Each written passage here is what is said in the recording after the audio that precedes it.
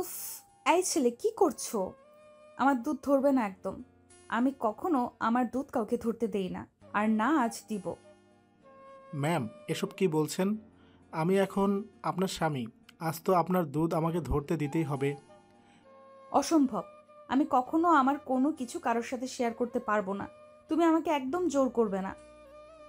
মানে কি ম্যাম? আপনি আমাকে কোনো নিয়ম ঠিক করে পালন করতে দিবেন না? না, দিব না। তুমি যদি আমাকে জোর করো তবে দেখো খুব খারাপ হবে। আফরিনের কথাটা শুনে আকাশ খানিক ভয় পেয়ে গিয়ে চুপসে গেল। বাসর ঘরে অনেক আশা নিয়ে এসেছে আকাশ, কিন্তু এখন মনে হচ্ছে আকাশের সে আশাটা যেন নিছক আশা হয়ে যাবে। আকাশ নিজের টিচার আফরিনকে বিয়ে করেছে, হয়তো এই কারণেই আকাশের মনের মাঝে থাকা সব আশা এমন করে নিঃশেষ হয়ে যাচ্ছে। আকাশ নিজের মনে আবারও একটু সাহস সঞ্চয় করে নিয়ে আফরিনকে উদ্দেশ্য করে বলল, ম্যাডাম প্লিজ, আপনি কোনো ধরনের সিন ক্রিয়েট করিয়েন না। নিয়ম মতো আমি দুধ খেয়ে নিই, তারপর না হয় ফ্লোরে গিয়ে থাকবো। এই, আমি তোমাকে কি বলেছি সেটা কি তোমার মাথায় ঢোকেনি? আমি দিব না মানে দিব না। আর শোনো, আমাকে একদম জোর করবে না। আমাকে জোর করলে কি হবে সেটা তো জানিস। জি ম্যাম, জানি। ভুল হয়ে গেছে আমার, সরি। শোন, তুই সোফার উপরে গিয়ে শুয়ে পড়, আর আমি বিছানায় শুয়ে পড়ছি। রাতে ভুল করেও আমার কাছে আসার চেষ্টা করলে কি হবে জানিস তো? ম্যাম, আমি তো জানি কি হবে, কিন্তু আমার মনে হচ্ছে আপনি ভুলে গেছেন এটা আমার বাড়ি। আপনি যেমন করে চিৎকার করছেন, তাতে সবাই এখনই আমার রুমের সামনে চলে আসবে। Shut up! আমার বাড়ি মানে? আজ থেকে এই বাড়িটা আমারও বাড়ি। সো কথাবার্তা ঠিক মতো বলবি, বুঝেছিস? জি মিস, বুঝতে পেরেছি। আপনি দয়া করে চিৎকার করে কথা বলবেন না। আপনি চিৎকার করলে আমার ভয় করে ভীষণ। ইস, আসছে নাকা কথা বলতে। আমি কি চিৎকার সাধে করি নাকি? তুই আমায় চিৎকার করতে বাধ্য করিস। জি, আমি আর আপনাকে কিছু বলবো না মিস। আপনি আর চিৎকার করিয়েন না। মনে থাকবে তো কথাটা? নাকি আবার শুরু করবি তোর বকবক? জি না, আমি আর কিছু বলবো না। এবার থেকে নিশ্চুপ হয়ে থাকবো আমি। আকাশ কথাটা বলতেই আফরিন শান্ত হলো। আফরিনের সাথে আজকেই আকাশের বিয়ে হয়। আকাশ আর আফরিনের মাঝে প্রেমের সম্পর্ক ছিল না, তবে আকাশ আফরিনকে খুব পছন্দ করত। আর ক্লাসে আকাশ আফরিনকে একটু বেশি জ্বালাতন করত। আকাশের এসব জ্বালাতন দেখে আফরিন বিরক্ত ছিল, তবে আফরিনও একটু আকাশের প্রতি দুর্বল ছিল। আফরিন নিজেও জানতো না কেন আকাশ বলতেই সে দুর্বল হয়ে পড়ে। আফরিনের বাবা আফজাল হোসেন খান নিজের মেয়ের এমন পরিবর্তন থেকে সন্দেহ করে, আর উনি নিজের মেয়েকে না জানিয়েই তার মেয়েকে অনুসরণ করতে থাকে। অতঃপর উনি আকাশের বিষয়ে জানতে পারে।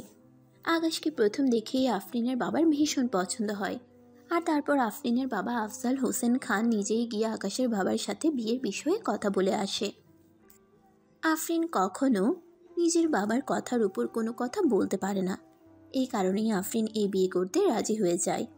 আকাশ এখনো বিছানায় বসে আছে। আফরিন আকাশের দিকে চরম বিরক্তির দৃষ্টিতে তাকিয়ে আছে। আকাশ ভাবছে তার প্রিয় ভালোবাসার মানুষটি হয়তো তার দিকে ভালোবাসার দৃষ্টিতে তাকিয়ে আছে, কিন্তু সে যে ভুল সেটা বুঝতে পারছে না।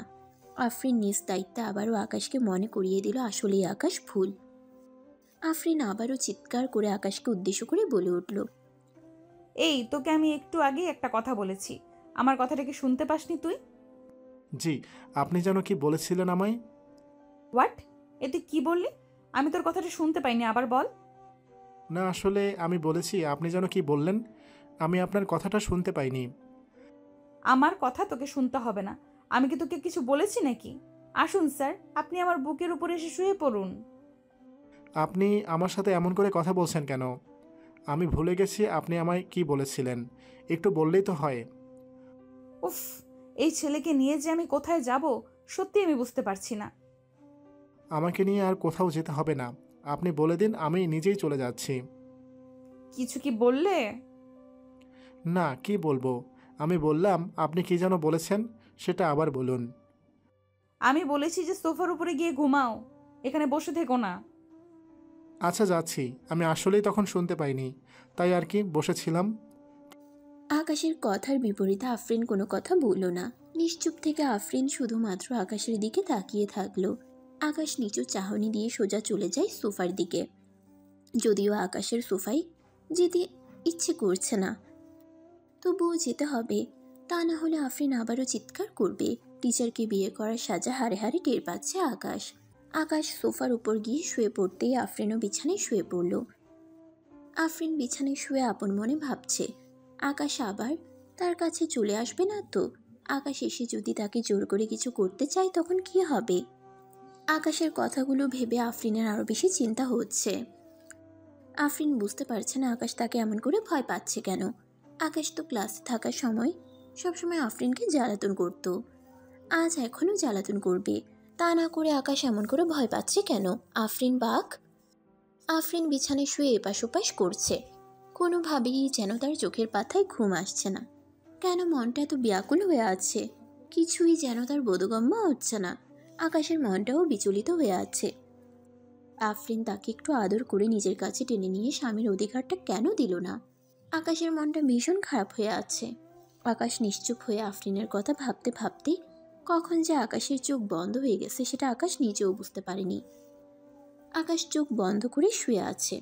আফরিন বিছানায় শুয়ে থাকতে পারছে না, বাধ্য হয়ে নিজেই বিছানা ছেড়ে উঠে পড়ল। আকাশের দিকে তাকাতেই দেখতে পেল আফরিন যে আকাশ একদম গুটিসুটি হয়ে আছে। আফরিন কিছু একটা ভেবে আকাশের কাছে ছুটে চলে এসে আকাশের পাশে বসলো।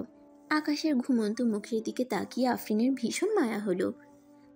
আফরিন আকাশের মুখের উপর আলতো করে নিজের হাত রাখতেই আকাশ হকচকিয়ে উঠল। আকাশ সোফার উপর উঠে বসে পড়ে আফরিনকে নিজের সামনে দেখে চমকে গিয়ে আফরিনকে উদ্দেশ্য করে বলতে লাগলো, কি হয়েছে আপনার? আমার পাশে এমন করে এসে বসে আছেন কেন? তো কি করব? তুই সোফায় ঘুমাতে পারিস না, এই কথা আমায় আগে বললে কি পাপ হতো?